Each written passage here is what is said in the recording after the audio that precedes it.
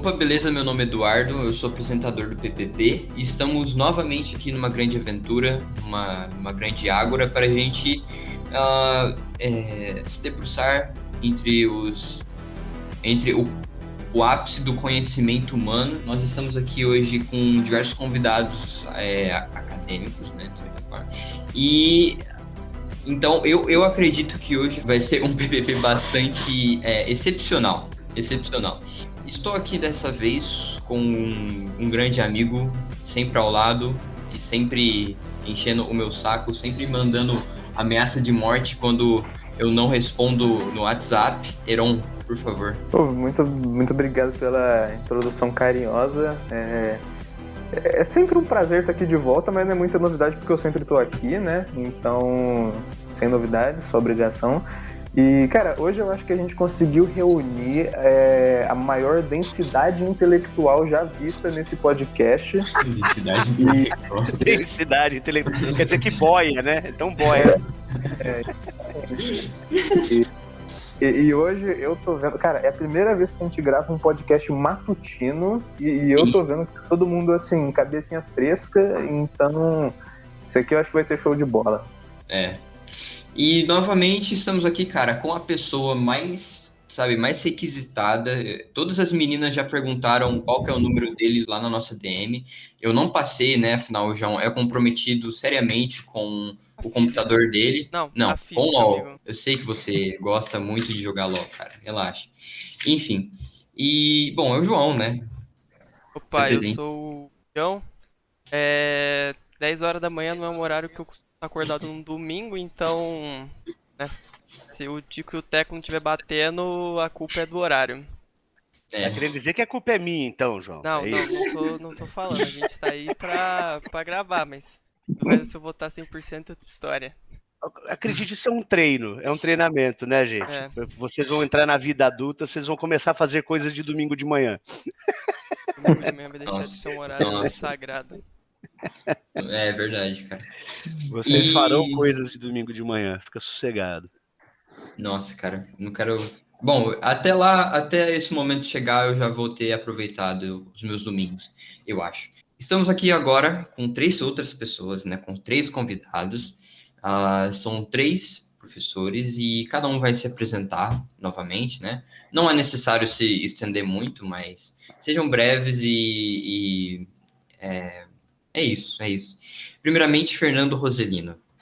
Se apresente. Oi, pessoal, tudo bem? Então, eu sou o professor Roselino, né? Professor de biologia, professor de astronomia. E vim bater um papo aí com a turma, né? Com este grupo de professores e de colegas aí, todos agora caminhando nas suas respectivas universidades. E dessa vez, hoje, né, nós estamos também com um outro professor, que eu infelizmente não tive a oportunidade de ter tido aula com, né? Mas a Mauri, por favor, se apresente. Bom dia para todos. Eu sou a Mauri, eu sou professor de literatura e eu já aproveitei meu domingo, Eduardo. Eu já fiz caminhada hoje, antes do nosso podcast. Alguém tá rendendo. Vocês vão chegar lá também, gente. Como professor de literatura, eu me sinto honrado aqui em estar em meio ao pessoal das exatas aqui. Vamos ver fundamental, como é que eu posso sobreviver, né? Fundamental, na minha opinião. Sem literatura não poderíamos discutir sobre isso. Obrigado. A gente não pode discutir algo tão... É que é algo muito amplo, mas enfim, isso já a gente chega nesse tópico. Nós estamos aqui com um professor, assim, ele não foi o professor nem do Heron e nem do Heron, não, nem do João e nem do Heron. Foi o meu professor, boa definição. Apenas. E se apresente, Carlos, por favor. Bom dia a todos.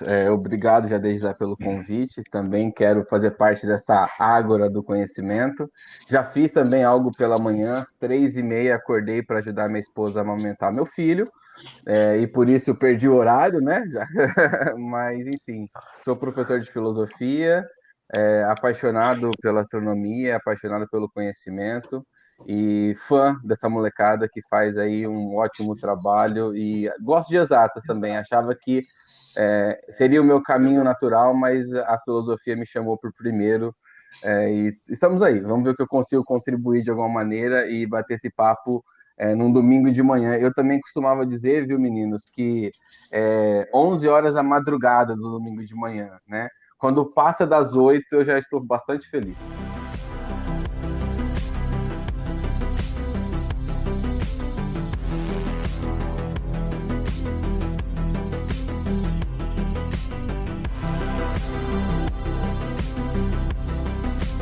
Agora que está todo mundo apresentado, né, eu gostaria de introduzir, na verdade, a nossa pauta, né? Que a nossa pauta hoje, né, como eu tinha dito antes, ela é bastante ampla. Ela não é simplesmente algo necessariamente ligado a, sei lá, ficção científica ou a própria ciência real mesmo, que a gente conhece. Mas ela pode se estender para outras dúvidas, outras questões que vão influenciar, por exemplo, a capacidade do homem de, talvez, quem sabe, bem futuramente, povoar outras partes deste espaço, né, que a gente vive. Mas antes disso, eu gostaria de perguntar uma coisa. Fernando, rapidinho, você tinha planejado alguma coisa para a gente ter chamado mais gente? Ou não? Você não tinha planejado nada? Como sua assim? Ideia, assim. Desculpa. Não, eu acho que para fazer qualquer discussão nesse sentido, quando a gente conversou lá atrás sobre isso, né? Não é a primeira vez que eu participo aqui de um bate-papo com esse trio aí. E depois a gente foi conversando sobre novas ideias e tal, e aí eu disse que, olha, para discutir esses temas, eu acho que seria fundamental, além, evidente, de uma visão da biologia, da astronomia, enfim, vamos formar uma visão pragmática desses temas, a gente precisa também de um apoio, acho que fundamental, tanto da filosofia quanto da literatura. Eu acho que discutir vida em qualquer situação, na verdade, eu brinco muito isso, que toda vez que eu queria dar sempre a minha aula de origem da vida com um filósofo e um professor de literatura junto. Uhum. Porque aí eu consigo chegar um pouco mais perto do que pode ser a vida, do que pode ser a existência e tal. A existência de vida. E mesmo pragmaticamente a gente trabalhando, vamos definir vida, vai ser isso aqui, as implicações e a sutileza que precisa para entender isso não está de fato só nas exatas e na biológica. Sim. Eu preciso da filosofia e da literatura para conseguir atingir essa sutileza, né? Ou entender as diversas cores que tem aí. Sim, até porque se você me falar que o que é vida? A nossa vida, sei lá, é feita à base de carbono. Beleza, isso daí é algo muito sólido, sabe? É algo muito difícil da gente entender. Não chega a lugar nenhum, né? Exato. Até porque, aliás, a gente sabe que, assim, a gente sabe que a gente procura vida no universo, e isso a gente vai juntar tanto com o papo de viagem espacial quanto com a vida em si. Quando a gente vai sair e olhar para o universo atrás de outras vidas complexas, né, a gente observa que a gente está procurando de forma errada. Então, é verdade isso daí. A gente tem que discutir mesmo o que é a vida. Bom, para isso, eu queria fazer uma pergunta para vocês. Na perspectiva de vocês, filosoficamente ou semanticamente, o que é a vida? Ô, Eduardo, o Fernando estava falando e eu estava digitando aqui, tentando achar um texto do Augusto dos Anjos, que é um poeta do pré-modernismo, né? Que me veio à mente enquanto ele falava. Eu vou ler aqui, é um sonetinho dele, mas eu acho que traduz poeticamente exatamente essa questão que vocês estavam falando, né? O poema chama A Lágrima, né? E começa assim: faça-me o obséquio de trazer reunidos clorureto de sódio, água e albumina. Basta isso, porque isto é que origina a lágrima de todos os vencidos. Então ele vai lá e busca na biologia, na ciência, na química, os elementos mais básicos da lágrima, né? Mas aí ele continua assim: a farmacologia e a medicina, com a relatividade dos sentidos, desconhecem os 1000 desconhecidos segredos dessa secreção divina. O farmacêutico me obtemperou. Vem-me então a lembrança do pai Oiô, na ânsia psíquica da última eficácia, e logo a lágrima em meus olhos cai. Ah, vale mais lembrar-me eu de meu pai do que todas as drogas da farmácia. Eu lembrei disso na hora, assim, né? Porque como é que você explica o que é a vida? Como é que você explica o que é uma lágrima, né? Realmente o Fernando tem toda a razão. Tem que articular conhecimentos de muitas áreas para a gente chegar perto da explicação. Para se aproximar, né? O Carl Sagan para quem não sabe, foi um grande divulgador da ciência, né? Talvez o maior da minha geração, né? Da nossa geração aqui. Ele foi o precursor de uma série que hoje está no ar de novo, chama Cosmos. Ele que escreveu enfim, eu ficava ansioso na televisão todo domingo para assistir na TV Cultura, passava na TV Cultura um episódio por semana, né? Era aquele momento e tal. E ele faz um negócio muito legal. Ele pega um aquário e coloca água, carvão, né? Carbono, aminoácidos, tal, mexe tudo e pergunta: tá vivo? Quer dizer, né? Não é simples assim, né? Até porque, Carlos, ajuda aí a gente a entender um pouco por que é tão difícil definir o que é vida. Bom, pessoal, eu também, refletindo um pouquinho sobre o que vocês falavam, me veio à mente uma definição antropológica, né, de ser humano para partir do princípio do que é vida, né? Somos seres sociais, biológicos, psíquicos e espirituais. Eu acho que talvez a grande questão, né, de todas as possíveis, a filosofia nunca vai dar respostas, né? Ela sempre vai trazer perguntas, né? Vocês falavam, estamos buscando a partir de um princípio, talvez que não seja esse, né? A base do carbono, e pode ser que existe vida diferente da nossa, mas vamos partir da visão humana, né? Se eu não tomasse consciência de quem sou enquanto um ser espiritual, um ser que transcende, né? Espiritual que não necessariamente religião, mas um ser que tem essa capacidade de transcendência, de criação, né, de refletir sobre a própria existência, será que haveria vida? Em outras palavras, será que não houvesse um observador que observe o fato, né? A la Hegel aí, né? A ideia de espírito, da existência do idealismo. Será que de fato nós existiríamos? Ou, em outras palavras, será que existiria alguma coisa se não houvesse eu, você que observa essa coisa? Isso talvez a física quântica ajuda, vocês sabem mais do que eu sobre isso, né? Então, definir a vida, a gente poderia ir em Aristóteles e dizer que a definição da vida é o encontro da felicidade, né? E tantos outros pensadores. A gente poderia pensar em definir a vida à la Descartes, num pensamento cartesiano, e em definir que a vida pode ser resumida em equações matemáticas. Ou a gente pode dizer assim, de fato, nós nunca vamos chegar a essa resposta, porque a vida é algo que a nossa mente, a nossa razão, ou como já dizia, né, na Platão, na boca de Sócrates, o único passo da razão é reconhecer que existem infinitas coisas que ela desconhece. Talvez saber o que é a vida, definir o que é a vida, seria esse passo que a razão não alcançaria. Porque carrega outras definições juntos, né? Como você bem colocou, quer dizer, como é que eu carrego a vida num conceito bastante cartesiano, por exemplo. Eu gosto muito de uma definição, vou até colocar ela aqui, que ela é a mais gentil possível, tá? Eu vou fazer uma corruptela, é um texto do Borges, do Jorge Luiz Borges. Ele fala sobre a origem do homem nesse texto, mas eu extrapolo para a vida, né?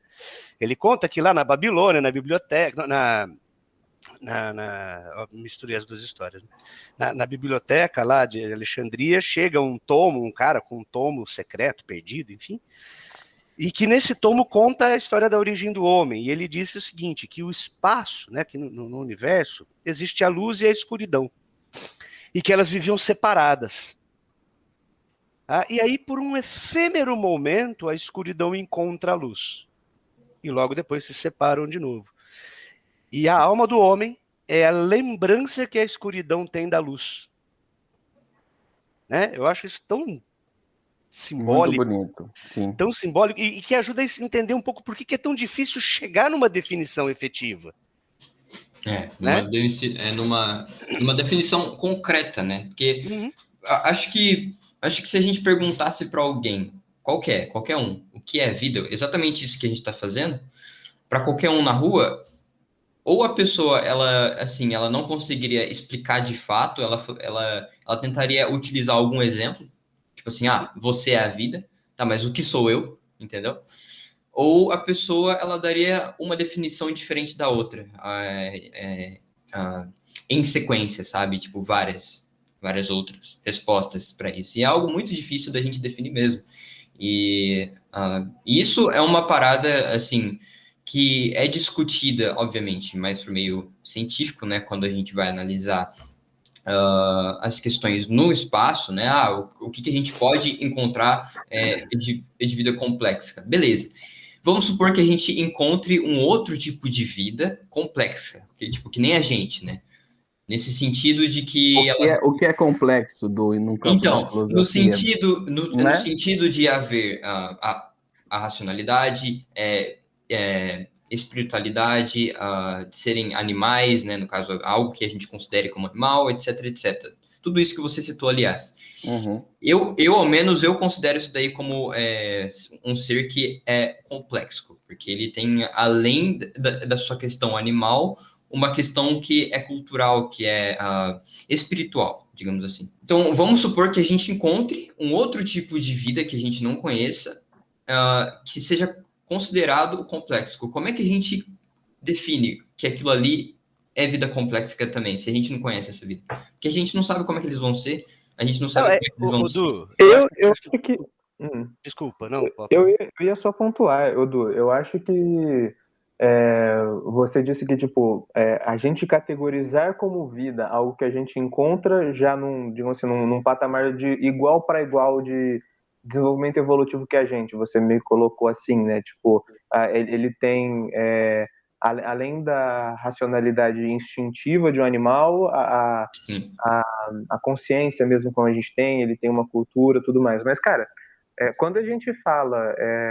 Vou entrar um pouquinho já agora no que a gente tem procurado no ramo da exploração espacial quando a gente fala de busca por vida. A gente, recentemente, acho que a China mandou ou vai enviar uma sonda para Marte com buscar sinais de vida. E, cara, a gente busca vida, eu acho que a gente deixou um pouco de lado aquela ideia de buscar só vida complexa. Vida, mas tipo, a vida nos seus estágios mais primitivos, ela também é vida, sabe? Tipo, a gente fala que aliás, é a mesma vida, né, Aaron? Isso é que é o mais legal, né? Se a gente considerar biologicamente falando, a vida só aconteceu uma vez na Terra. A vida que está em você é a vida que começou lá no primeiro ser vivo, não tem diferença. Não, isso daí tem eu grau sei. de complexidade. Isso daí eu sei. Não... Só que a gente tem aquela visão de que, tipo assim, o alien, né, o extraterrestre, que a gente imagina, ele não pode ser uma bactéria, e sim, ele tem que ser algo bem estranho, sabe? Verdinho, fazendo plantações em Marte, né? Ou cinza cabeçudo com os olhos gigantes. Sim. A Lavarginha, né? Exato, exatamente. Du, eu acho que eu te ajudo, e acho que pego o que o Heron falou e coloco vocês no mesmo, para a gente traçar uma régua. A pesquisa espacial sobre vida, ela tem que ser mais abrangente. Sim. Ela não pode considerar grau de complexidade, por exemplo. A gente precisa estabelecer um conjuntinho de regras. Eu gosto muito desse, que é assim, ó, vida lá fora, né, para a gente procurar vida, seria qualquer sistema isolado do meio por uma barreira, com capacidade autorreplicante que consome energia do ambiente para manutenção de um metabolismo, para manutenção do metabolismo interno, com o objetivo de trazer organização, que passe por evolução, que passe por seleção natural. Sim. Acabou. Achando qualquer coisa que preencha esses requisitos, a gente poderia chamar de vida. Agora, isso como uma evidência de que os fenômenos que aconteceram na Terra se reproduziriam em outros lugares. Sim. Uma premissa muito interessante, que é a premissa básica da série Star Trek, tá? Que é toda vida a premissa do Star Trek parte dessa ideia. Toda vida, ela sempre evolui para uma sociedade racional tecnológica. Daí Então a você- ideia de que você pode viajar pelo espaço e encontrar centenas de milhares de entidades vivas, mas todas com uma organização, entendeu? Como se houvesse uma direção na evolução. Não importa como, não importa a partir da onde, mas sempre vai chegar numa sociedade tecnológica, organizada. Tá? Isso é curioso pensar, né? Isso é uma ideia lá dos anos 60. Porque pra gente funcionou muito bem, né? E tipo, assim, quer dizer, é onde a gente chegou, né? E é o que a gente Conhece de vida. e é o que a gente prevê pro breve futuro aí, né? E Poxa, peraí, agora eu tô um pouco reflexivo aqui. Porque, assim, sempre me falaram que o que ocorreu com a gente, né, são uma série de fatores que, assim, que para dar certo, tudo isso que deu certo, e a gente tá aqui agora gravando esse podcast, é algo raro, bem raro. Eu não duvido. Eu acho que assim, as condições necessárias que você precisa para ter tempo, eu acho que tempo é a chave do sucesso para existir vida. Você precisa ter tempo. Não existe um processo biológico, um processo para desenvolvimento de vida que a gente conheça, que não tenha como pré-requisito tempo para acontecer. Essa é uma barreira muito grande no universo, né? Se você pegar estrelas que duram muito pouco, pode até que tenha chance de formar vida lá, mas e daí? Estrela entra em nova lá, acabou. Né? Não dá tempo de desenvolver. Você tem ainda estrelas que duram tempo demais, mas que você não tem as outras variáveis, como, por exemplo, um satélite. Cara, a vida na Terra, por exemplo, sem a Lua não existiria. Uhum. Pois é. Se a Terra tivesse um tiquinho pro lado, também não ia. A Terra ainda está num lugar bom. A Terra está bem no meio da zona, Sim, ela tá habitável, bem no né? meio da zona habitável. Zona habitável, pessoal, o que é? Quem está em casa aí? É uma região do espaço que varia em função do tamanho da estrela e que ali você recebe uma quantidade de energia suficiente para garantir que você encontre água nos 3 estados. O que significa isso? Em última análise, que você tem um ciclo da água ali. E esse ciclo da água é um bom agente para reações químicas. Tá?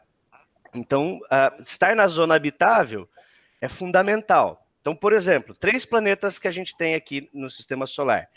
Vênus, o planeta irmão da Terra, irmãozinho, cara, densidade muito parecida, tamanhos muito parecidos, atmosfera completamente diferente, e eles estão exatamente em pontos, assim, ó, Vênus está no começo da zona habitável, a Terra está no meio, e Marte, um planetinha bem menor, ele está no terço do tamanho da Terra, está na linha limítrofe mais externa. Sim. Mas os 3 estão dentro da zona habitável.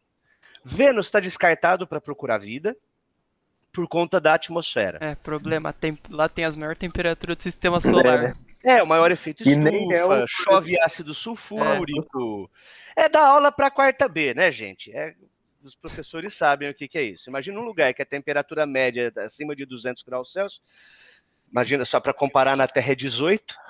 Ribeirão Pretão fica de boa lá. Não, Ribeirão Pretão tá de boa. Exatamente. Chove ácido sulfúrico, a atmosfera é um pouco densa, que você precisa tomar cuidado para não rebater na atmosfera e não conseguir entrar na atmosfera. Né? É a definição do inferno, né, Mauri? Imagina um lugar cheio de enxofre. É verdade, né, cara? Cheio de enxofre, quente pra chuchu. Né? Nossa, agradável. E deram o nome de uma mulher, né? Chamaram de Vênus. Chamaram de Vênus. Né? É verdade, né? Deu a responsabilidade da Há uma boa correlação aí, talvez, né? Para nós que estamos casados, de repente, né, que as nossas esposas não nos escutem, por favor. Querida brincadeira, tá? A gente tá só fazendo zoeira aqui. Ai, meu Deus.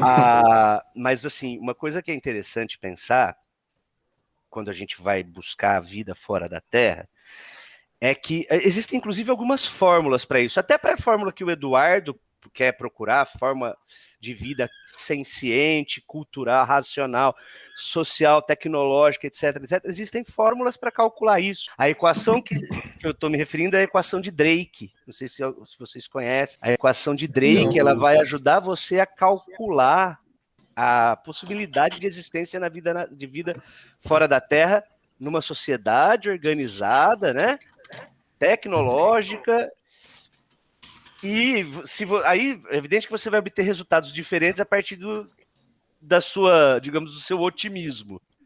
Se você partir do princípio de que a vida é um fenômeno bastante comum no universo, você tem um resultado.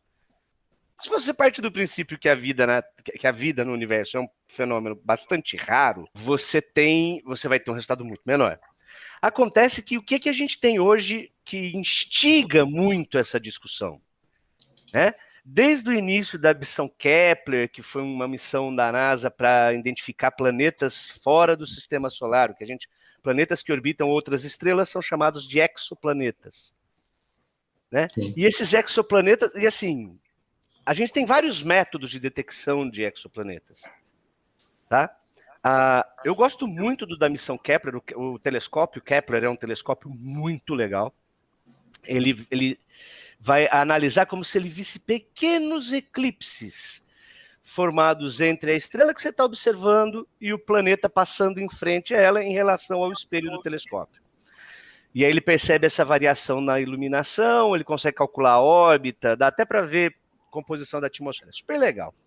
O fato é que foi muito promissor. Hoje nós temos mais de 4.000 exoplanetas bem catalogados. Uhum. Né? Isso mexe com a gente, concorda? Que encontrar 4.000 exoplanetas, né? Alguns sendo descartados, outros, enfim, outros parecidos com a Terra, ou superterras,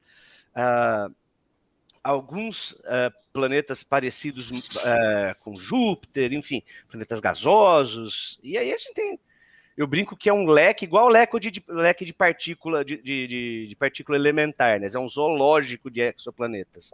Né? Às vezes você tem um zoológico de quarks, você tem também um zoológico de exoplanetas. Pois é. E esses exoplanetas, eles ressuscitaram, acho que, essa discussão. Não sei se o Amaury se lembra de um disco. Carlos, acho que é mais novo que a gente, Carlos. Quantos anos você tem, Carlos? Você é mais novinho, né? 35. 35. O Amaury lembra daquele disco do David Bowie, Ziggy Stardust and the Spiders from Mars? Sim, sim. Discaço do David Bowie, que os meninos conhecem. Já ouvi um pouco. Essas aranhas de Marte aí, né?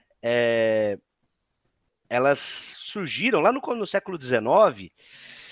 Havia um boom de descobertas, de novo, sobre o planeta Marte, né? Do mesmo jeito que hoje a gente está descobrindo exoplanetas. Então, naquela época, no século XIX, começaram a surgir teorias de que haviam, então, uma sociedade em Marte, né? Então, os caras viam manchas em Marte que eles acreditavam que eram canais de irrigação, né?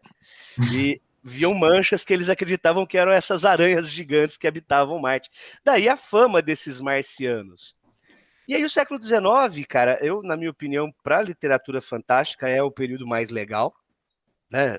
Porque você tinha uma proximidade com Júlio Verne, principalmente, entre o que era discutido na ciência naquela época e o que era ficção, né? Depois o H.G. Wells.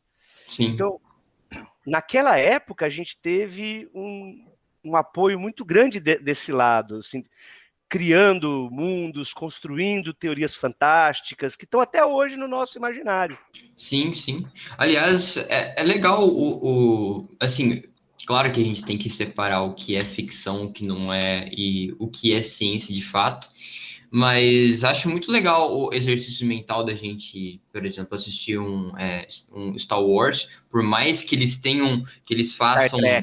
Star Trek. Assim, é que eu nunca vi ainda. Assim, eu não vi ainda Star Trek, eu tenho que ver. Eu sei, me desculpa, eu tenho que ver. Eu não sou muito de assistir. Nerds de meia tigela com quem eu me misturo, viu, Amaury? Vou te falar, cara. Enfim.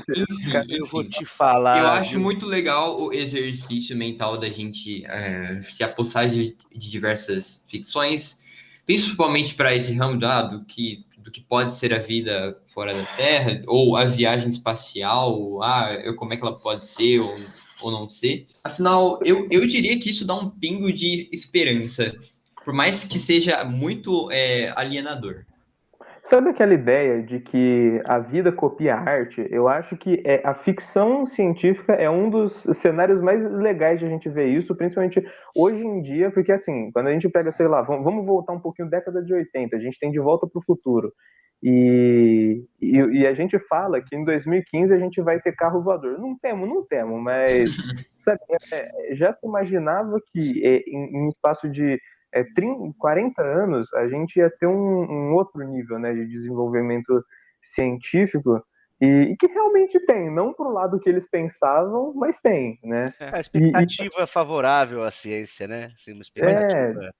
E eu acho eu vou fazer o papel do advogado do diabo aqui agora. Parece que estamos desinteressados desse assunto agora, porque o Fernando mencionou esse interesse por Marte, né, essa fascinação pela ficção científica, nós, os nerds antigos aqui do podcast, né, Fernando? E eu fiquei observando nesses últimos meses, talvez, a revelação daqueles vídeos e a confirmação da Casa Branca de que os vídeos são autênticos e de que há mesmo a presença de objetos voadores não identificados na atmosfera dentro do nosso planeta, está confirmado que eles são não identificados, né? Sim. E qual que é a reação geral do público hoje, em século XXI? Deixa eu olhar aqui, deixa eu ver o que está passando aqui na Netflix.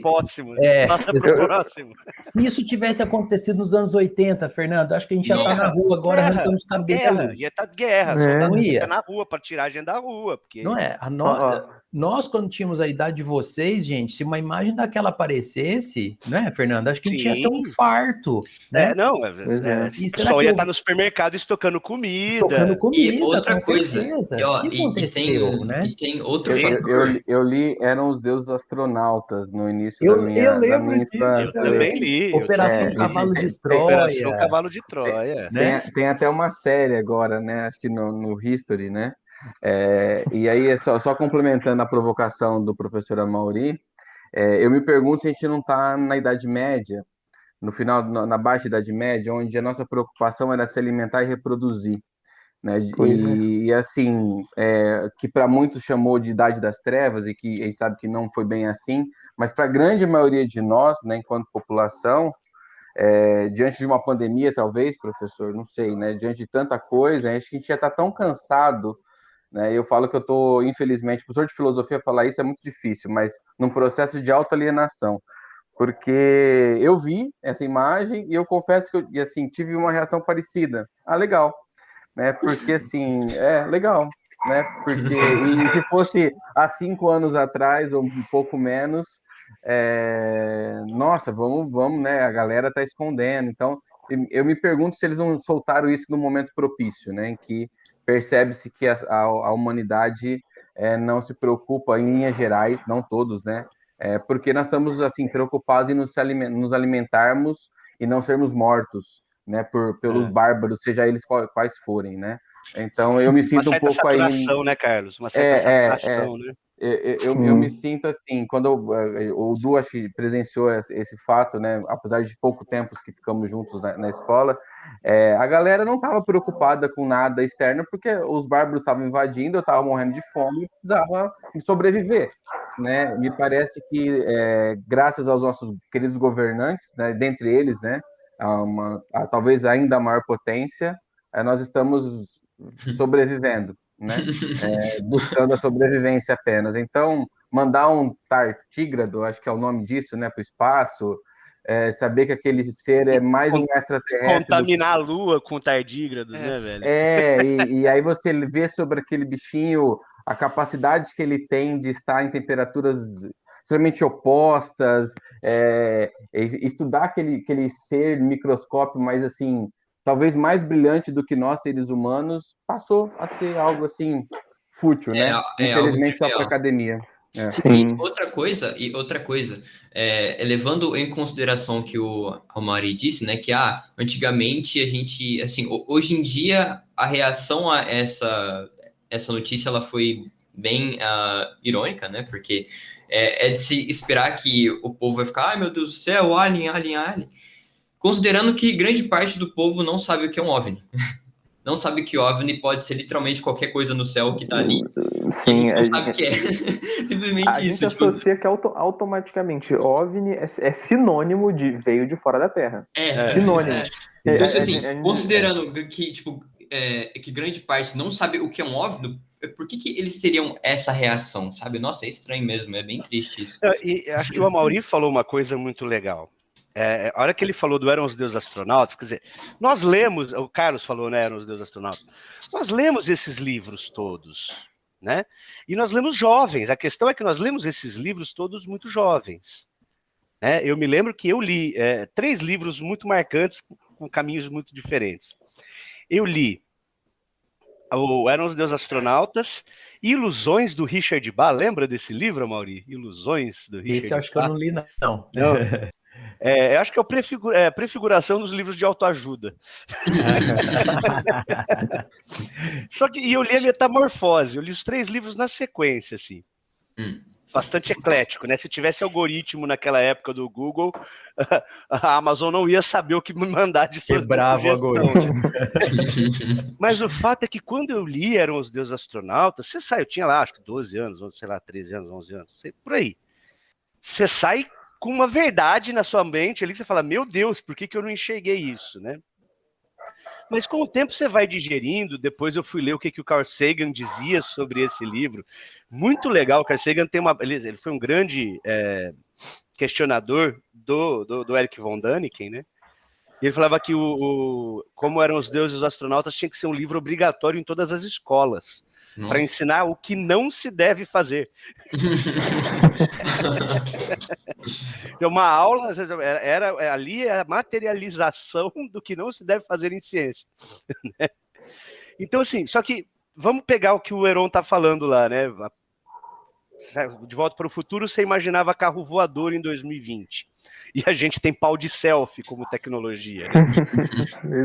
Né?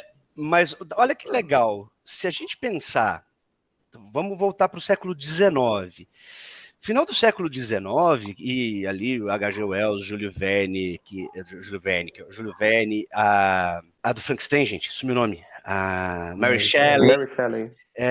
Enfim, diversos outros autores, você tinha uma visão do futuro muito otimista. Você estava num período muito otimista de visão do futuro.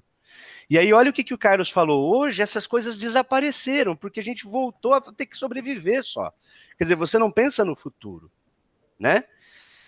A gente perdeu um pouco essa perspectiva de um futuro. E eu não estou falando daquele futuro limpo, branco, asséptico do 2001, não. Sabe, que era uma visão... Eu gosto mais da visão do futuro do Alien. O Oitavo Passageiro. O trem é sujo, não funciona direito, é tudo meio claustrofóbico, e ninguém te escuta gritando no espaço. Mas, de qualquer forma, era uma visão, né? Você tinha uma visão do futuro. Hoje não tem, cara. Hoje isso está relegado ao quê? A uma meia dúzia de pessoas que estão interessados aí em se manter atualizados. Enfim, não suscitou uma... Cara, a NASA falou, não, beleza, tem OVNI.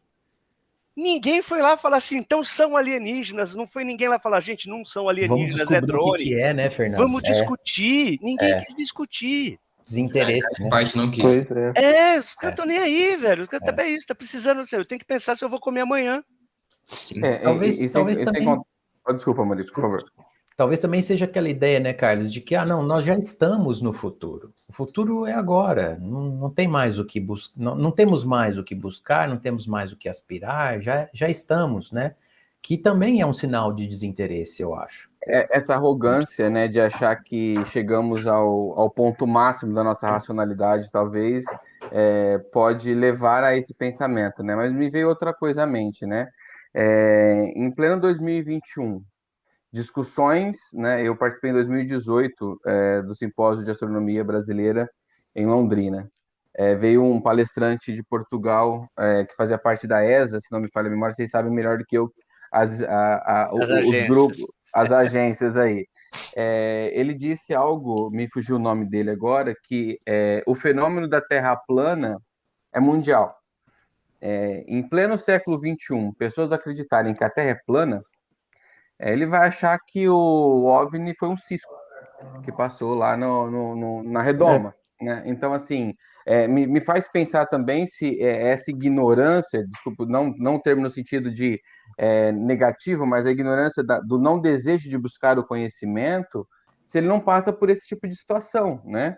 Essa alienação imposta e uma visão, né, de vida, de ser humano, que é muito limitada.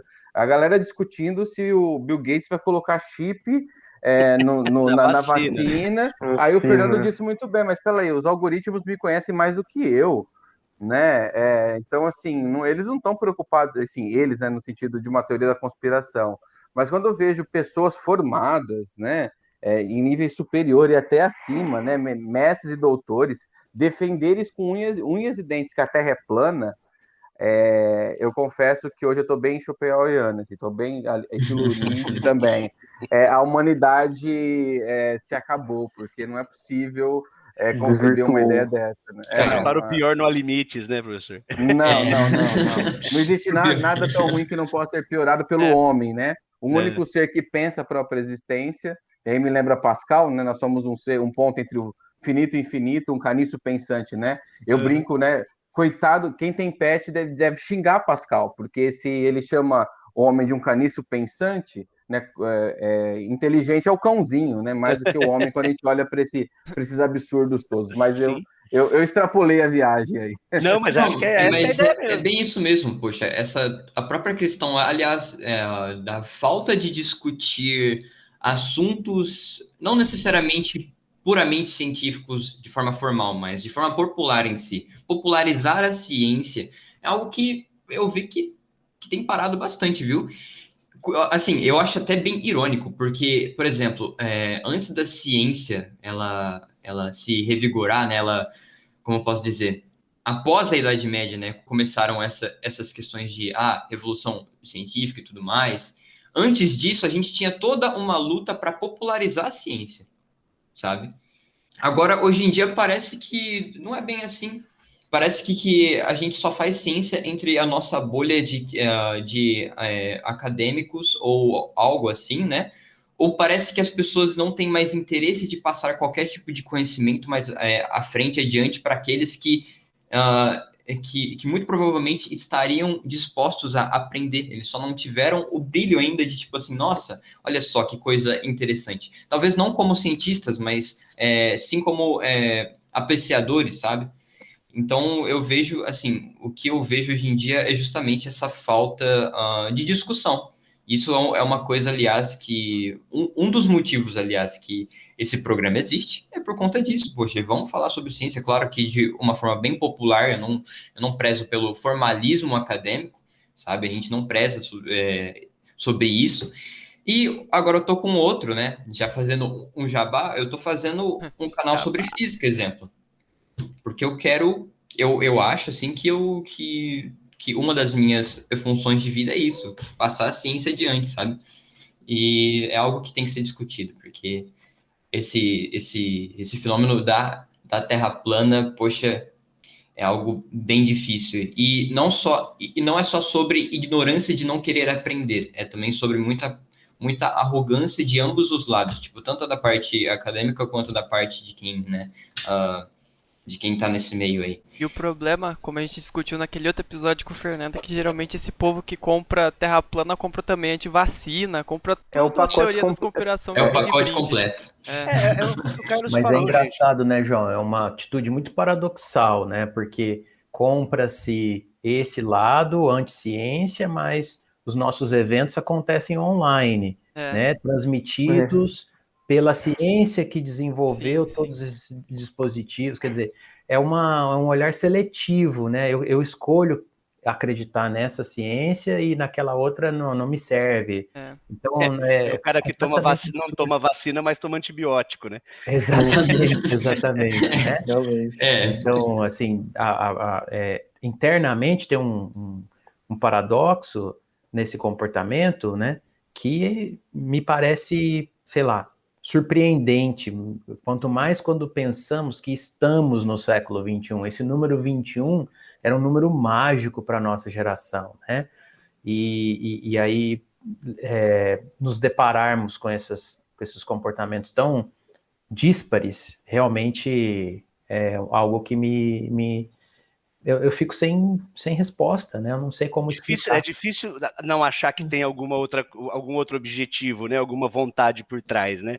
Como é que você nega certas coisas e outras coisas passam para absolutamente incólumes, né? Quer dizer, você usa o celular, mas você tem medo de chip. Quer dizer, como assim, né? Tem medo de ser rastreado, mas leva o celular para todos os lados, o cara né? Põe no Google, né? Usa o Waze.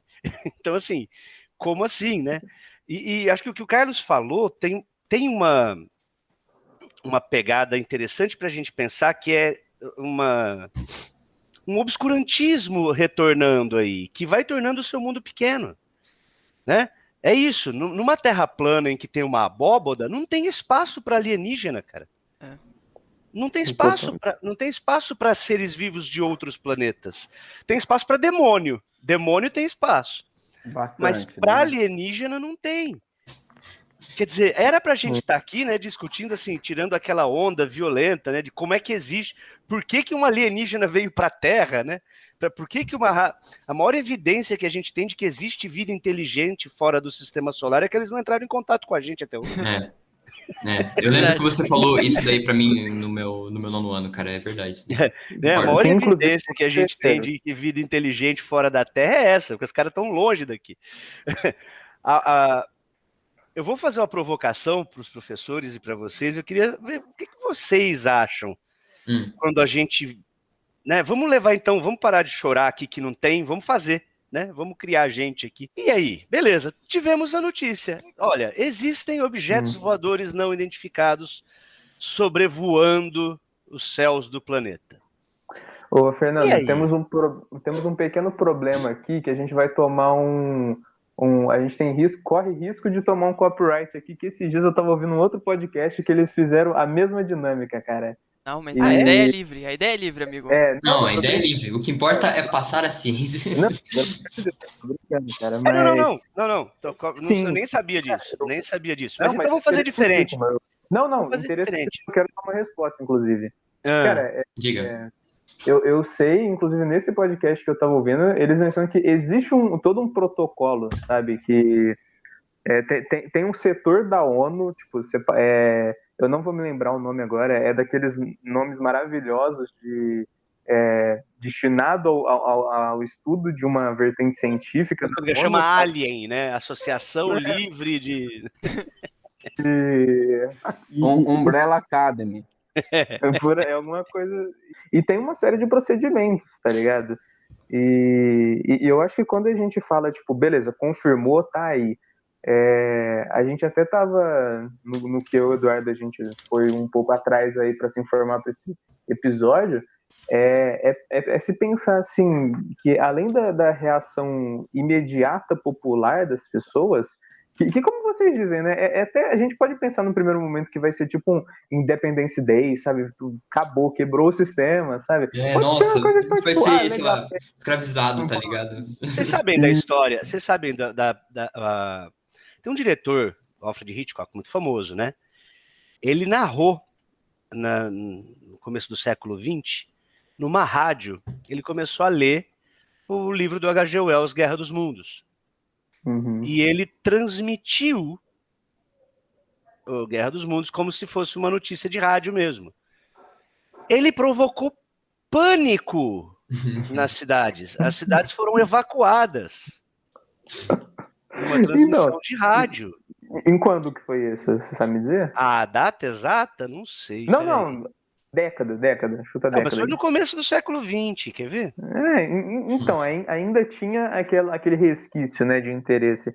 Agora, hoje em dia, às vezes é igual vocês falaram, às vezes ia ser uma reação de tipo, beleza, e aí, o que eu tenho a ver com isso, sabe? Esses caras estão me trazendo vacina para Covid e também é interessante a gente pensar, tipo, qual que vai ser a reação de certas religiões com relação a isso, porque tem religiões que têm visões muito diferentes com relação à existência da vida no universo, né? Pensar também qual que seria a postura de certos governos. A gente sabe que desculpa interromper, mas eu preciso fazer uma ratificação. Eu falei Hitchcock é o Orson Welles que fez, e foi em 1938. 1938, então faz um tempinho, cara.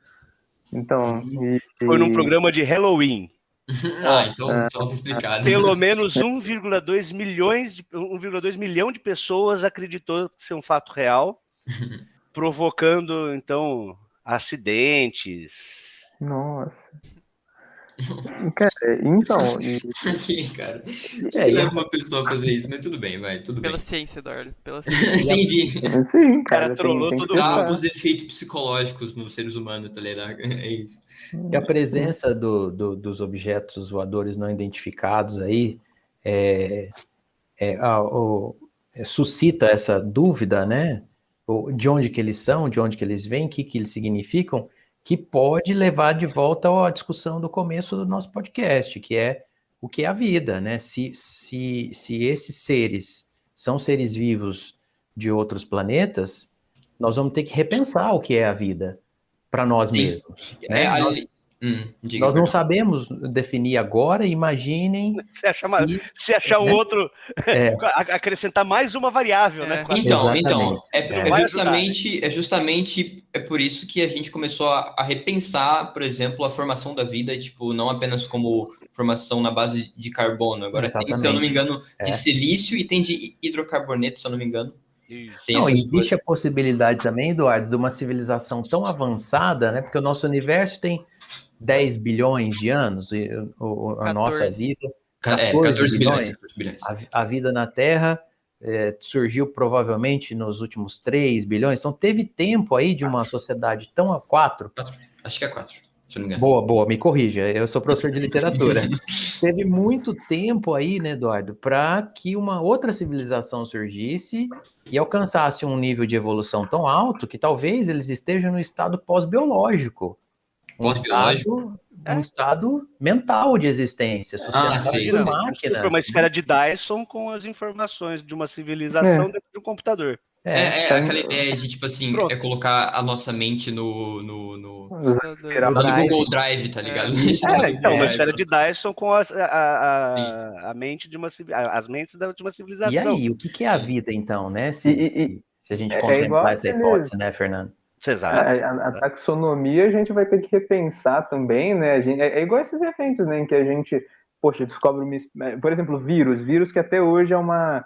O Fernando vai saber bem aí. O vírus até hoje é uma briga nessa taxonomia, se é um reino separado, se entra em algum, se não é vida, é um reino. Se é um reino. Não, mas eu vou te dar um exemplo, Heron. Isso é o seguinte, é igual a nossa definição sobre a luz. Eu só falo, a luz pode ser onda ou uma partícula. O problema não está na luz, o problema está na nossa definição. Sim. Né? Então, a mesma coisa. O problema não é o vírus, o problema é que a gente não sabe definir o que é vida. Por isso que a gente tem problema com o vírus. O vírus ele só vem colocar a gente em xeque. Entendeu? Ô, Fernando, vou perguntar para o Carlos. Será que é por isso, então, Carlos, que voltam, né, que há essa reciclagem dessas ideias mais simplistas, porque essas questões levantadas aqui por todos vocês, elas incomodam demais o ser humano, né? Porque são questões muito difíceis de serem respondidas. Aí vamos voltar para a Terra plana, é mais fácil de entender, tá tudo explicado, tá tudo respondido. O modelo já existe há 4.000 anos mesmo, é só pegar... Desde o início de tudo, há 4.000 anos. Pior que,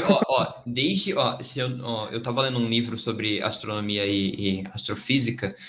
Eu não lembro de quem que é esse livro, infelizmente. É aquele que eu tenho aqui, eu te falo. Sim, esse daí. E tem uma parte, logo no início, fala que... Eu não sei se foi Pitágoras, eu não sei quem foi exatamente, mas desde a Grécia Antiga já especulavam que a Terra ela era de fato um círculo, esfera, Se não me etc. falha a memória, Erastóteles foi o primeiro a Aristóteles, calcular, né? Isso, exatamente. foi Aristóteles o primeiro a calculou, gente. calcular. Aristóteles calculou usando sombra. Usou E dois não só triângulos. E se me permitem a provocação do Fernando e do professor Amaury, né? A primeira questão, aí me veio à mente aqui, eu vim pesquisar. O BBB, pessoal, BBB 21, teve 654 milhões de votos. Eu fico me perguntando se nós conseguíssemos mandar 654 tweets ao governo norte-americano ou estadunidense, como queiram, e pedindo para eles uma explicação, o que vocês sabem de fato sobre isso? Porque ninguém fez, né? Mas para votar no BBB a gente faz, né? A gente então assim, no mínimo que se espera, assim, pelo menos que eu esperaria, né, em sã consciência, que houvesse talvez não uma mobilização, como o professor Fernando comentou, de um caos total, absoluto. Mas pelo menos querer saber, mas espera aí, vocês seguraram isso durante tanto tempo, por que vocês seguraram? Quais informações vocês têm? De fato, a área 51 é isso que todo mundo diz? Eu quero ter acesso a esse negócio, né? E aí vai a ONU, como Aaron comentou, sei lá quem vai, né? Pega o Putin, que é muito amigo, né, da galera lá, e alguém força esse povo a mostrar, né? Acho que o que incomoda muito é essa passividade. E aí o que o professor Amaury colocou, né? Karl Marx, lá no século XIX, vai dizer que a religião é o ópio do povo, uma vez que a religião era usada para alienação. Eu costumo dizer que a ignorância é o ópio do povo. É muito mais fácil eu não querer saber, né? Aí me vem à mente uma escola filosófica do período helenista, quando Alexandre invade Grécia, né? Os pirronistas, né? A tal da epoqué, né? A suspensão do juízo. Nós estamos, me parece que nesse processo, né? Então, como vocês colocaram, não pensar é mais fácil. Sim, Né? muito mais fácil. Aceitar aquilo que dizem porque alguém disse, né? Usando argumentos dos mais variados possíveis, né? É mais fácil. É mais fácil. Isso não cansa a minha mente, né? Ficar ali, né? Lembra Deixando que daquela que o frase, algoritmo ignorance is bliss, né? ficar deixando que o algoritmo diz o que eu penso, como penso e da maneira como eu vou viver a minha vida é muito mais simples, né? Sim, cara, e eu confirmo que é muito mais Pensar dá trabalho, Eu confirmo que é muito mais fácil, porque recentemente eu tenho feito, né, esse trabalho, pseudo trabalho de divulgação científica. Ainda eu não sei se eu posso dizer isso, eu não sei se eu tenho esse mérito para dizer. Pesquisar sobre os assuntos, fazer a certificação de cada coisa que eu tô lendo, ver se é fato de verdade. Me informar é algo tão chato, mas assim, é algo legal porque eu gosto, mas assim, é algo chato, é um trabalhoso processo, demais, né, é cara? trabalhoso, sabe? É um processo difícil. E eu entendo que, poxa, ficar só na mesmice, ganhar todas as informações através de um terceiro de forma mastigada, que você nem tem noção se ele tá realmente certo, se, tipo, você não tem nem noção se a veracidade de tudo aquilo que ele tá dizendo é certa, é muito mais fácil, é muito mais simples. Por que eu não vivo a vida assim? Eu não sei, eu não lembro se foi o Chico Buarque, mas, tipo assim, ele tinha dito assim, mais ou menos assim, queria eu ter nascido burro, né? Porque, cara, quem é burro, no caso, quem é ignorante, né, de uma maneira mais chula, né? Quem é mais ignorante, quem não sabe das coisas, vive de uma maneira tão mais fácil, tão mais simples, não é? Ao menos é o que eu enxergo, né? E eu acrescentaria isso, além do trabalho, a questão da desmistificação, né? A gente pega na literatura aqueles períodos mais céticos ali no final do século XIX, ali, né, Fernando, com a influência do cientificismo e do darwinismo, e muitos textos, a maioria dos autores desse momento vai convergir na ideia de que nós não somos especiais, nós não somos seres diferentes dos outros, né? Não há nada de especial em nós, e essa desmistificação incomoda muito, né? Quando eu paro de imaginar que eu tenho algum valor especial, de que minha vida tem algum valor especial e me resigno a ser apenas mais um ser vivo, sem o qual a vida vai continuar da mesma forma, isso incomoda muito, né?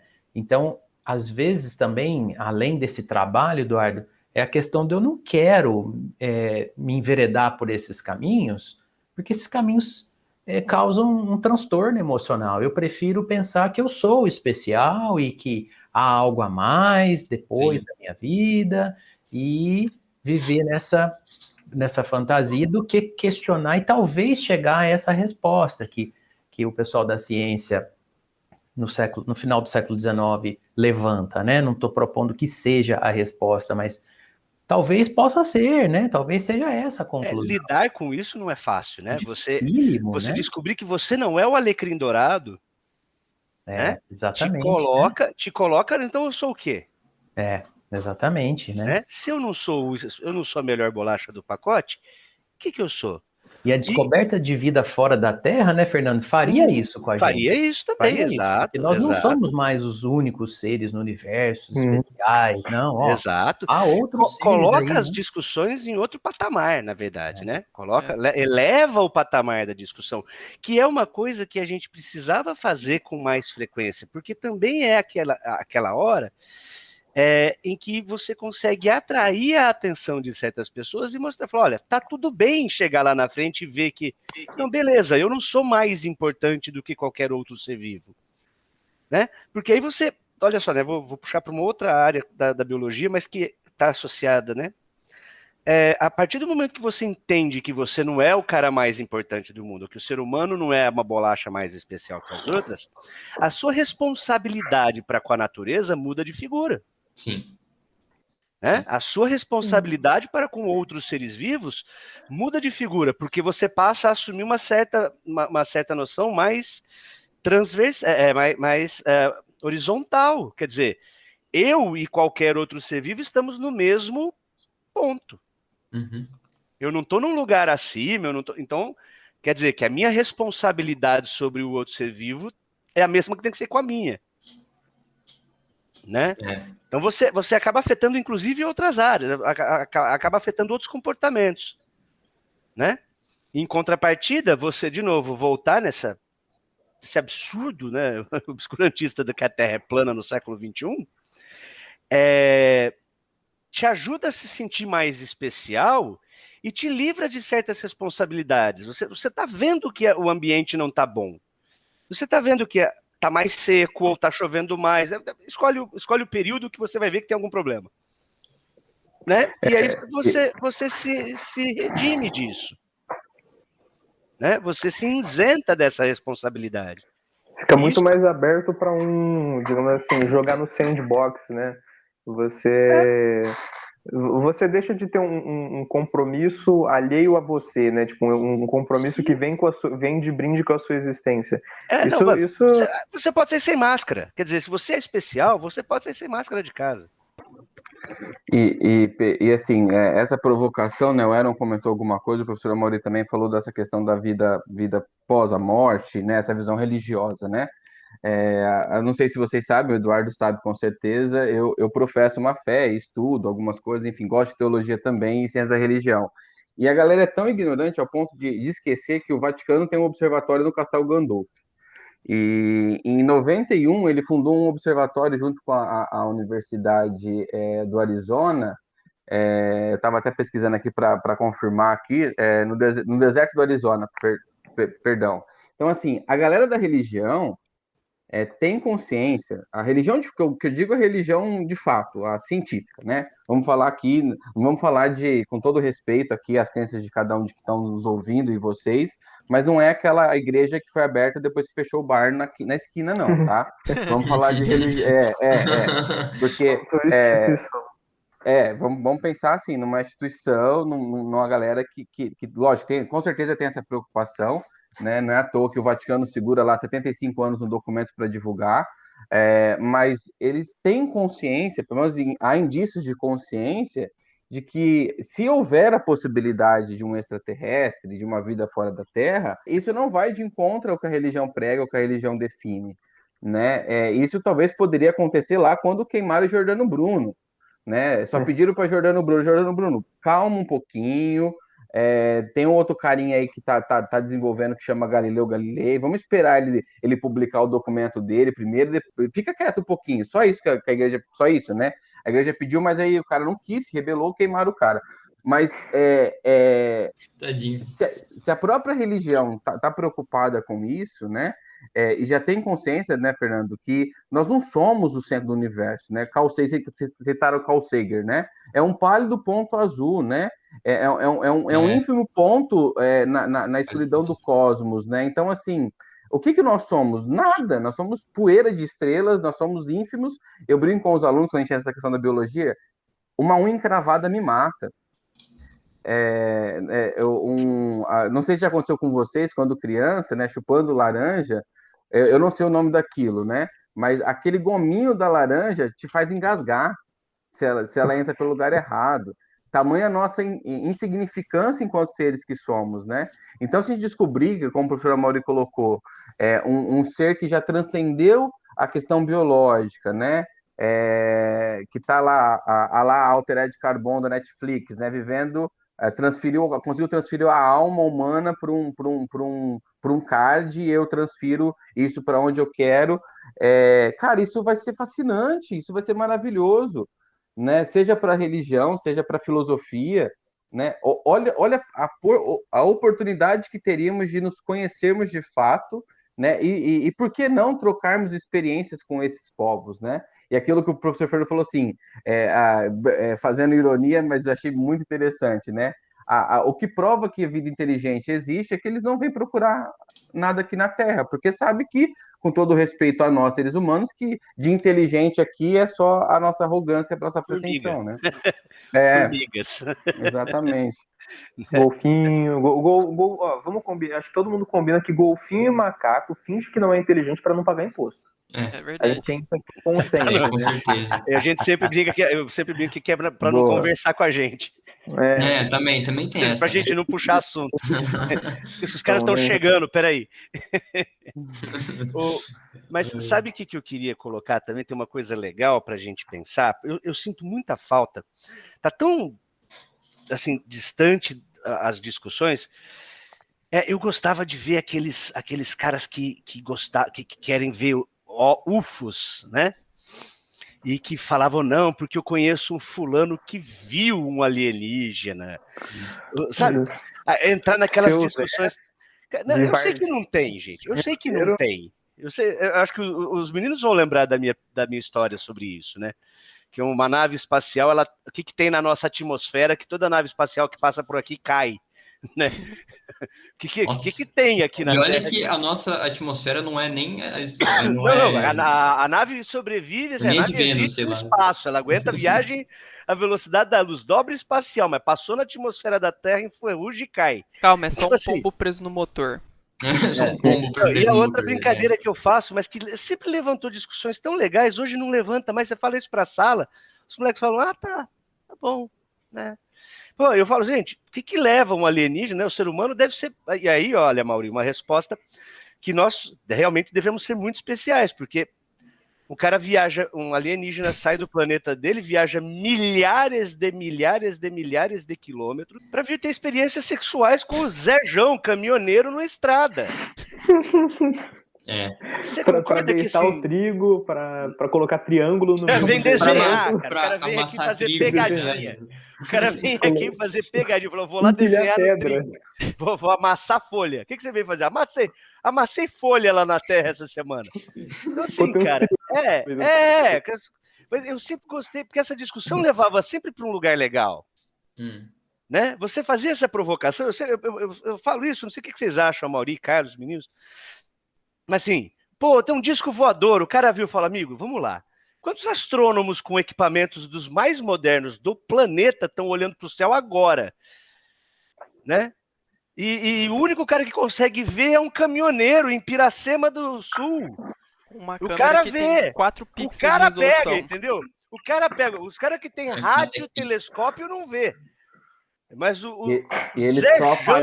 eles só aparecem na escuridão, numa estrada. Não, pro Zerjão, caminhoneiro que falou para fazer xixi. Aí o cara vê.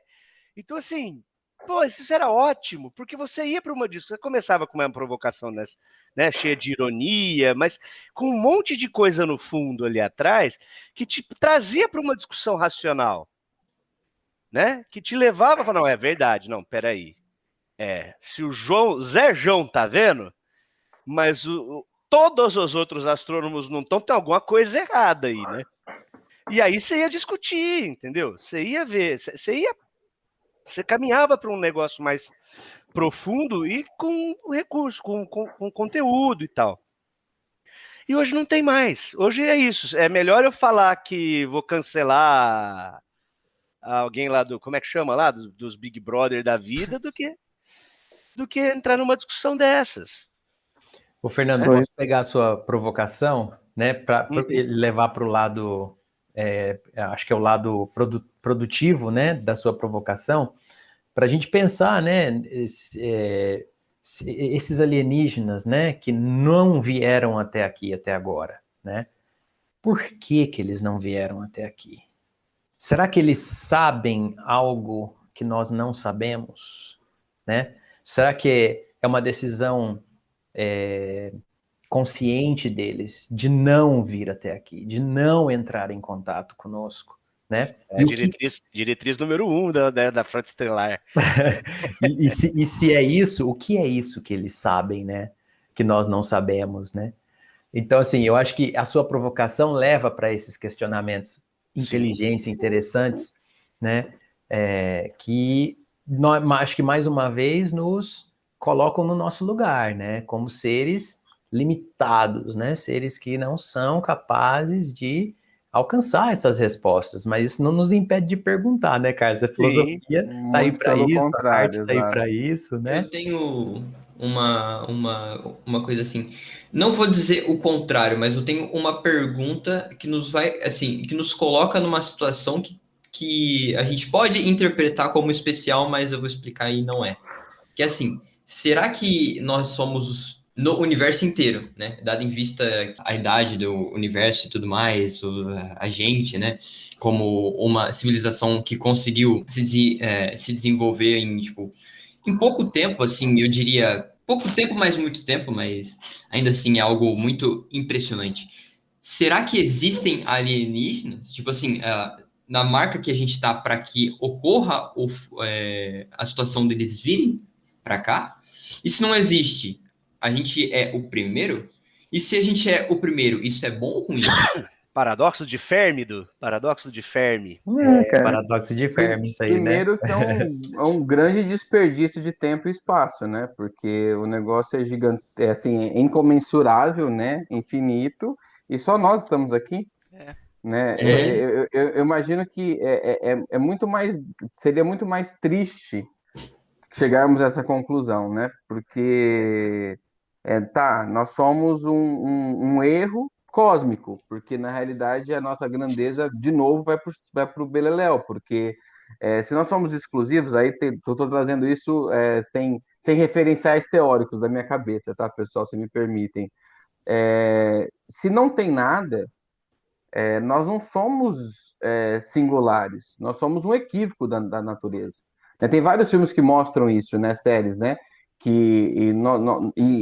É só olhar para o nosso lado, né? Como nós estamos destruindo, o professor Fernando falou, da visão ambiental que temos que passar a ter, né? A nossa casa é aqui, Carl Sagan já dizia muito isso, né? A única casa que nós conhecemos, que temos que cuidar é essa, né? Mas para mim, como pessoa, como cidadão, não consigo compreender ou não ter a esperança que existe alguma outra coisa nesse espaço, né, nesse cosmos tão imenso, triste, é uma solidão incomensurável do meu ponto de vista. É infinita, exato. É uma solidão infinita, porque não caberia. Aí, isso sim, né?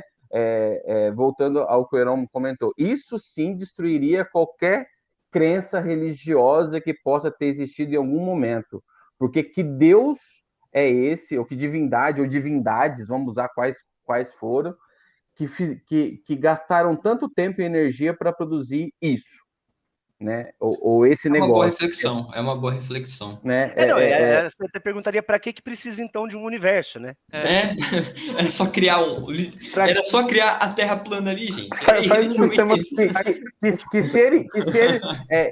que ser inteligente é esse que gastou tempo, matéria para criar isso, né? Então, assim, aí de fato, aí falou um pouco também a minha parte religiosa, né?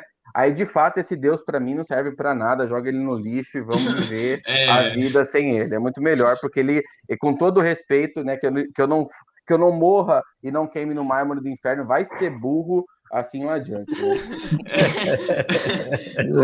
Ô, Carlos, eu não sei se você conhece o paradoxo de Fermi. Você tem esse conhecimento? Por cima, se você puder trazer à tona, eu agradeceria. O paradoxo é simples. O paradoxo é relativamente simples. Se tem, cadê? Isso mesmo. Tipo, se tem, cadê, tá ligado?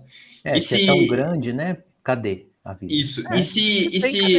E se a gente achar, tem uma ideia, que agora eu quero que vocês me ajudem, porque eu não lembro, gente, porque faz muito tempo que eu vi isso daí, que é, tipo assim, do grande filtro.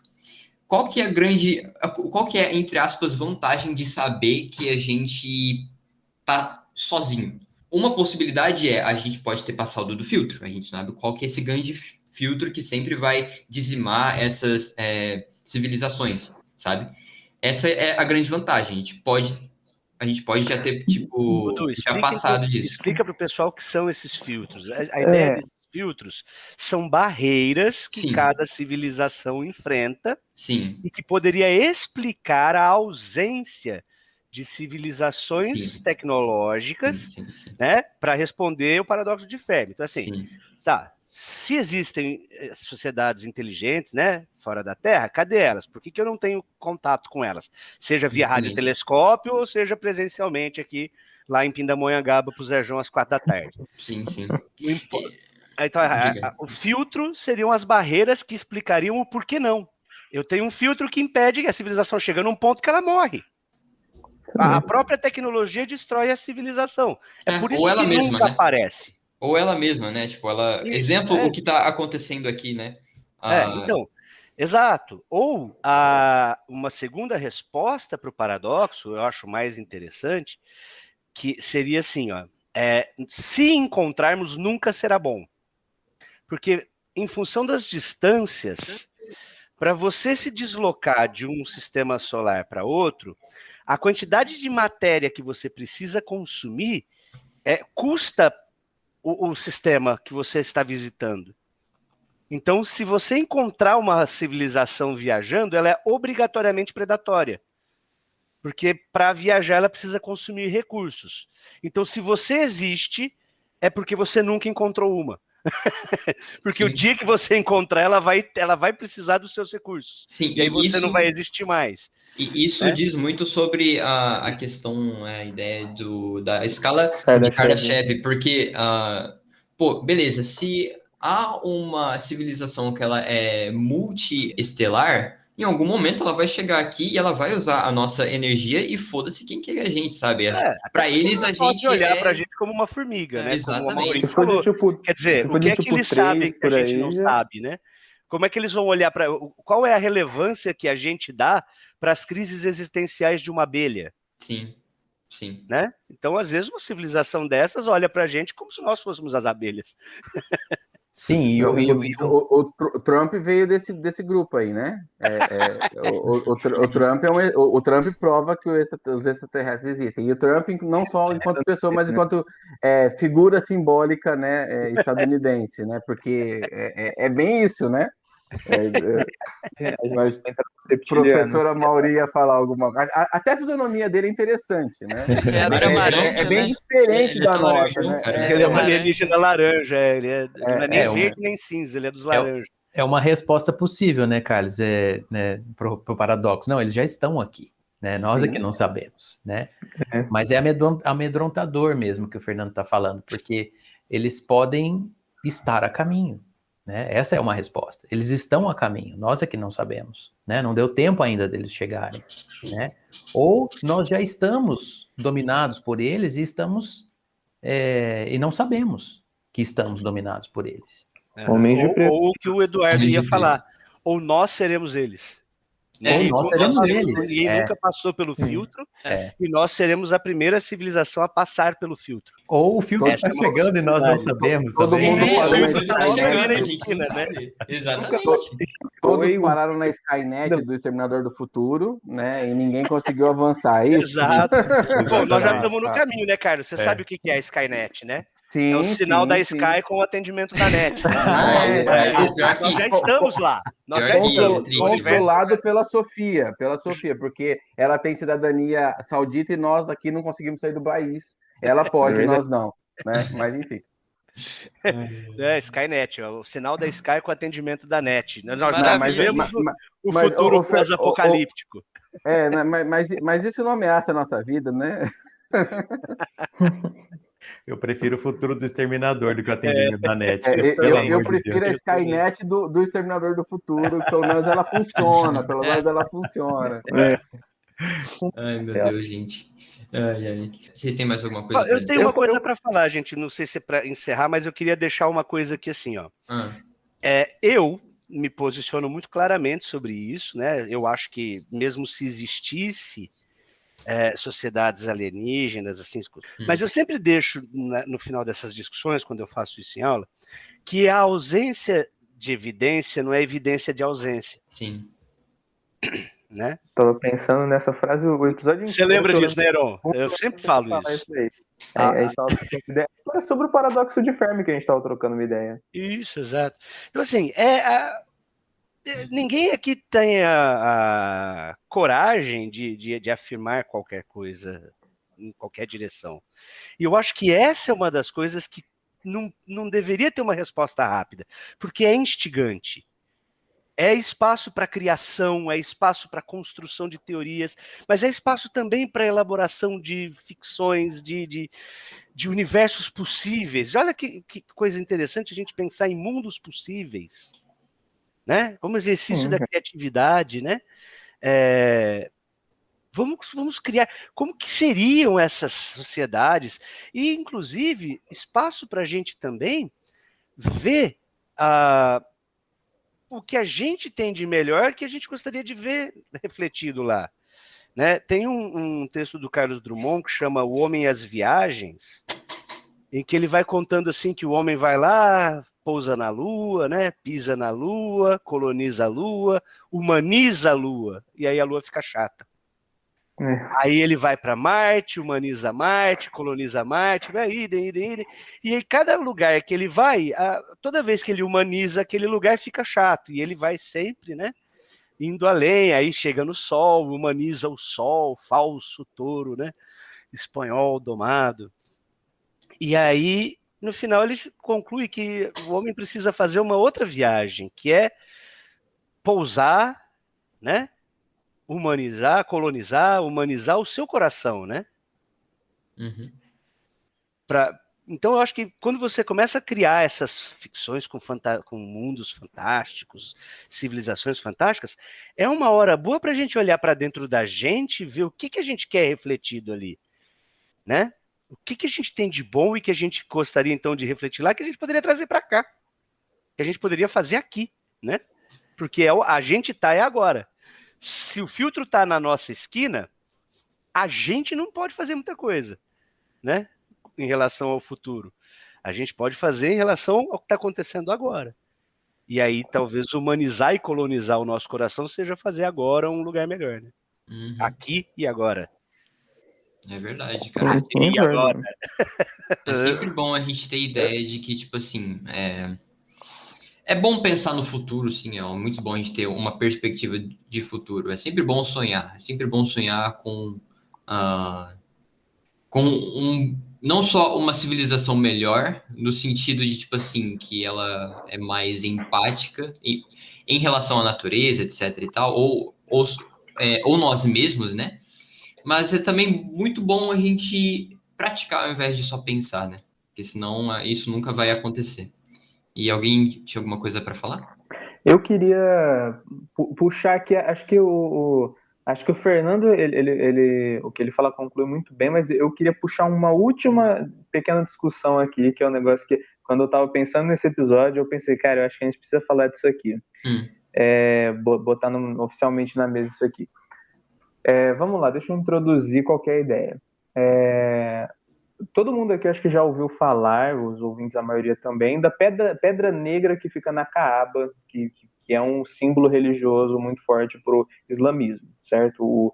Os muçulmanos que têm condição, eles devem peregrinar até a Caaba e conhecer a pedra, enfim.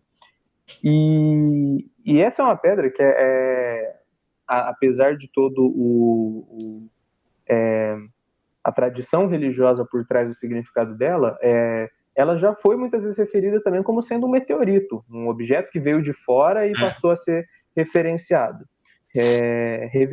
perdão. E aí eu estava pensando em outra coisa, uma coisa semelhante, isso aí foi só para introduzir. No século passado, mais especificamente na década de 50, acho que todo mundo já consegue pensar aí como um momento de talvez o auge mesmo do desenvolvimento nuclear, assim, de grande desenvolvimento nuclear, pelo menos, principalmente em armas nucleares, infelizmente pensando, do ser humano. E teve um experimento muito particular que aconteceu no deserto de Nevada, numa base secreta. Infelizmente eu não vou saber onde fica, afinal, a base secreta. E se eu soubesse onde fica, eles falharam, mas... Fragorosamente, né? Mais especificamente em agosto de 57, em que, para um teste de uma arma nuclear, colocaram uma bomba nuclear debaixo do chão e fizeram uma espécie de uma rolha de concreto e uma tampa de bueiro de chumbo de dimensões, quer ver, eu tenho aqui 1 metro de diâmetro e 10 centímetros de espessura, acho que é de chumbo, não, tem 900 quilos de peso isso aqui. E o que acontece? Quando o teste da bomba explodiu, esse bueiro saiu a 6 vezes a velocidade de escape da Terra para o espaço. Ou seja, a gente liberou na década de 50 um bueiro de 1 metro por espaço, e saiu assim, foi o objeto mais rápido já lançado da Terra. E você sabe porque, assim, e tu sabe que existiu uma ideia de usar bombas atômicas para você lançar foguetes. Mas é que um foguete nada mais é do que uma bombona, né, cara? Ainda essa ideia não tá descartada não, Du. Não, sim, eu sei que tem. Só para comparação, ele saiu a uma velocidade de 237.600 km por hora. Tava devagar. Caralho. Tava devagar, cara. Eu tinha até achado uma comparação, tipo, do segundo veículo mais rápido, que tipo, não chega nem perto, mas eu não vou ter aqui, vou ficar devendo. E aí eu fico pensando, existem várias hipóteses de que essa tampa de bueiro pode ter simplesmente se destruído, pode ter voltado para a Terra. Eu acho essa mais difícil, mas existe a possibilidade de que ela vai eventualmente acabar indo parar em algum planeta, algum satélite. E aí fica. Algum alienígena encontrar um bueiro assim, tá ligado? Tampona de bueiro. Iria referir Departamento de Esgoto de Nevada. E colocaria num altar e reverenciaria. Quando a gente chega lá, a gente fala, essa tampa de bueiro aí de Nevada. Isso daí me lembrou, sabe o quê? Não sei em qual das Voyager que tá aquela placa que... Acho que é na Voyager. É na 1? Então, pô, isso daí me lembrou isso daí, cara. Porque, mano, assim, obviamente, delirando aqui, mas... Imagina se encontrassem uma placa, né, ou músicas da Terra, né? Eu sei que também tiveram músicas da Terra, eu não sei exatamente quais foram. Acho que tem Michael Jackson, se eu não me engano, eu não lembro. Mas enfim, imagina alguém encontrando isso, sabe? Tipo, eventualmente em um futuro bem distante, tipo, reverenciando isso daí. Tem 2 seriados. A Star Trek já fez um, em que a Star Trek, a primeira não é a primeira temporada, né? Como se fossem as primeiras viagens da Enterprise. A série chama Enterprise mesmo, tá? Conta como se fosse a primeira, a NCC 1701, a primeira nave. Ela chamava ainda NX, não era nem da série Constellation. E eles encontram uma entidade computacional que se tornou viva. E o nome dela era Voyager. E aí é uma referência a sonda Voyager, que ao longo da sua viagem foi ganhando consciência. Caramba. E aí vira uma entidade. E tem também para os fãs mais nerds, não sei se o Amaury lembra, tem um episódio do Jaspion, que ele luta contra a Voyager. A Voyager volta na forma de um monstro, cara. E ele vai lutar no espaço contra a Voyager. Eu tive o Jasper, mas eu não me lembro desse episódio. Eu lembro do Jasper também, mas não desse episódio. Da Voyager. Tem uma besteira aqui, ó. Na verdade, a Voyager ela foi lançada em 77, então não tem a mínima possibilidade de ter Michael Jackson, mas tem Chuck Berry, cara. Tem Chuck Berry. Foi lançada no ano que eu nasci. Olha só. Não, tiveram até bom gosto, tem até Mozart. Tem Mozart, tem frases. Tem frases. Eu acho que tem Manhã de Carnaval. Não tem Manhã de Carnaval, né? Eu não lembro mais quais são as músicas. Falando desses negócios que a gente joga pro espaço, tem também a mensagem de recibo, né? Que é o código binário lá, que é a gente tentando explicar em binário o que a gente tem aqui na Terra, né? Que é um... Tem um endereço da Terra com base no estrela de nêutron mais próxima. Tem umas coisas assim, cara. É uns negócios meio bizarros que... Não, mas isso é muito legal, gente. Cara, isso daí é muito foda, mano. É legal, mas...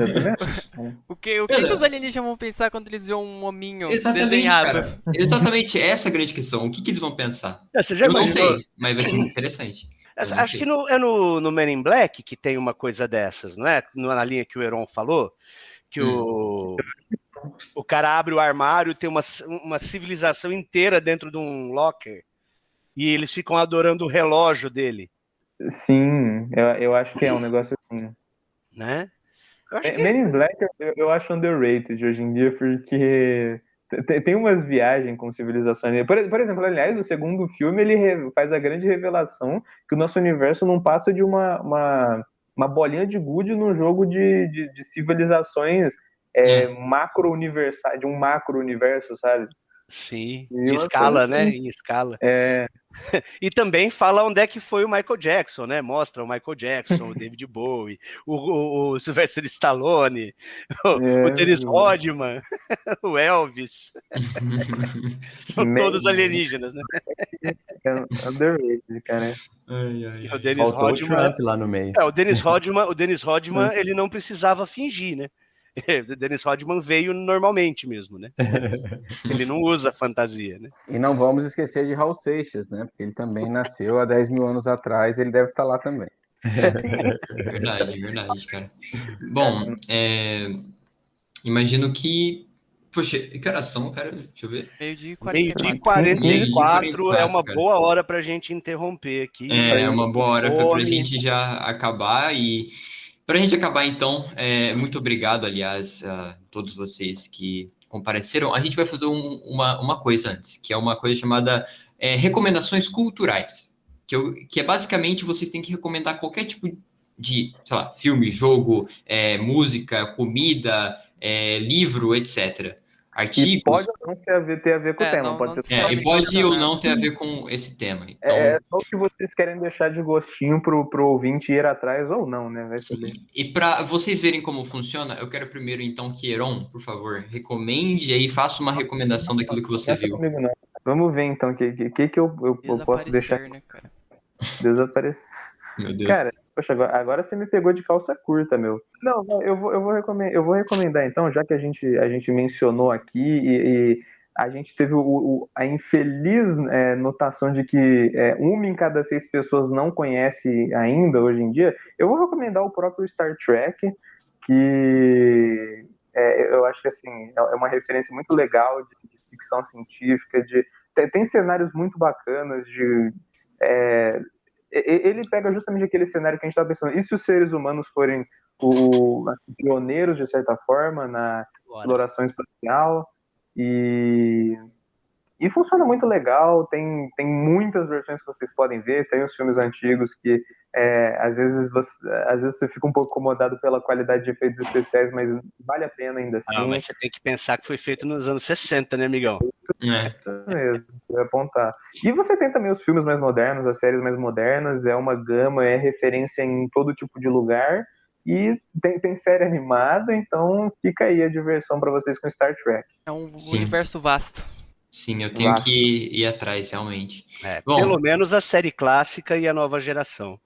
eu vou ir atrás, eu tenho uma semana de férias ainda, até as aulas começarem. Enfim, eu vou fazer uma recomendação cultural. Eu até tinha anotado, calma aí.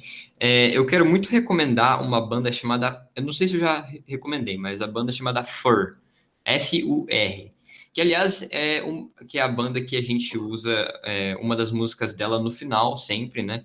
Um Que trechinho não toma ali. copyright. Não, calma que a gente sempre coloca as músicas dele, tipo, lá embaixo. Sim, Mas sim. recentemente eles lançaram uma música muito boa, que é The Fine Line of a Quiet Life, que é muito bom, cara. É uma banda alternativa, não sei se eu posso usar esse nome, mas alternativa. E ela, assim, pelo menos o estilo deles me lembra muito os anos 60, 70, e é muito interessante o jeito que eles fazem as harmonias. É muito nostálgico, mesmo sendo em pleno século XXI, sabe? Então, Século 6/6 de 2021. É. exato, exatamente. Então, assim, vão lá ver e, obviamente, né, é a banda que a gente sempre usa na parte final dos nossos episódios, então vale a pena conferir, eles são muito fodas. A minha recomendação vai ser um joguinho indie de plataforma Metroidvania que eu descobri de 2017, mas que eu descobri só esses dias aí. Hollow Knight é um joguinho muito gostosinho pra relaxar assim.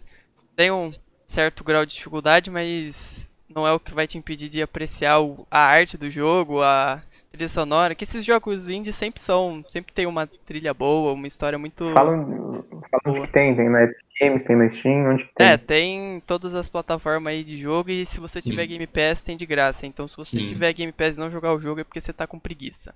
É verdade. Beleza, agora vamos para os professores. Fernando Roselino, recomende para as pessoas. Como é que ele vai pegar? Eu vou recomendar 2 livros, cara. Pale Blue Dot, Pálido Ponto Azul, e vou recomendar Guerra dos Mundos. Pegar 2 pontos que foram citados aqui que eu gosto muito. Eu gosto muito desses 2 livros. É isso aí. E assim, gente, assistam filmes de ficção científica. Assistam filmes de ficção científica, não é filme de ação, gente. Filme de ficção científica. Sim, assistam Interstellar, também é muito bom. Enfim, beleza. Amaury, por favor, faça a sua recomendação cultural. Eu quero recomendar um filme também. Um filme e um livro, pode? Pode ser um de Por cada? favor, à vontade. Um filme de ficção científica que eu acho que é underrated pra caramba, que com todo mundo que eu converso, pouca gente conhece, mas eu adoro. É um filme assim super cabeça e que questiona essas questões existenciais. É um filme que chama Moon, né? Chama Lua, né? Tem um ator só em cena o tempo inteiro, né? E ele tá numa base lá na Lua, de exploração, e é um filme assim muito cabeça, né? Poxa, eu não conheço. É bem legal. É bem legal, né, Fernando? Eu vi você balançando a cabeça aí, você já assistiu, né? Eu já assisti várias vezes esse filme, de tanto que eu gosto. E, como sou professor de literatura, eu tenho que recomendar um livro também, né? Então, eu queria recomendar um livro cuja leitura é obrigatória para a prova da FUVEST, mas é um prazer ler esse livro, né? As listas obrigatórias são osso, mas esse livro é um prazer, que é o livro Terra Sonâmbula, do autor moçambicano Mia Couto, e tem um tema muito triste, que é o tema da Guerra Civil no Moçambique, mas que trata desse tema de uma forma tão poética, né, que fica como recomendação para quem quiser explorar esse mundo de lista obrigatória, mas sem a obrigação. É um prazer ler esse livro. É sempre bom lembrar que, assim, apesar de serem obrigatórios, né, para a gente passar numa universidade, é cultura ainda, sabe? A gente tem que apreciar os livros em si, não por eles serem obrigatórios, enfim. Carlos, por favor, faça a sua devida recomendação. Bom, não vou listar Aristóteles e Platão e tantos outros, acho que vocês já passaram por isso, pelo menos a grande maioria. Se me permitem duas referências, né? Vou abusar um pouquinho. Assistam Cosmos, a série, né?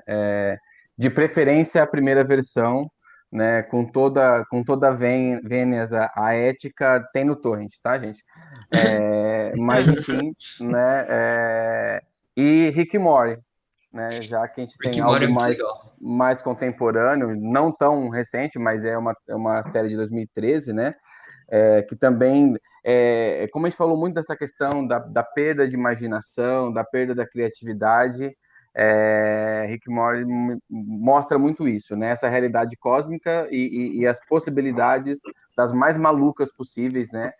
Para que a gente não perca aí a criatividade de sonhar e de avançar novos rumos aí. Acho que essas seriam as duas indicações nesse momento. E se quiserem alguma coisa de filosofia, depois o Du me passa meu WhatsApp e aí a gente indica filosofia à vontade. Eu vou precisar pedir licença para fazer mais uma recomendação. Eu acho que essa aqui, ela não pode faltar, até porque recentemente a gente estava até aí no último mês, no mês do Orgulho Nerd, e eu acho que essa recomendação, num episódio como esse, é o ponto certeiro para mim passar ela. Eu acho que eu já falei dela há um tempo atrás, mas eu não posso deixar de reforçar. O livro que eu ainda não li a série toda, mas eu li o primeiro, eu me surpreendi ridiculamente com a leitura, que é O Guia do Mochileiro das Galáxias. Fantástico, cara. Fantástico. Eu não posso deixar de suplicar ao ouvinte que você pega, é um livro curto, são livros curtos de leitura fácil e cara, é ridículo de bom isso aqui, cara.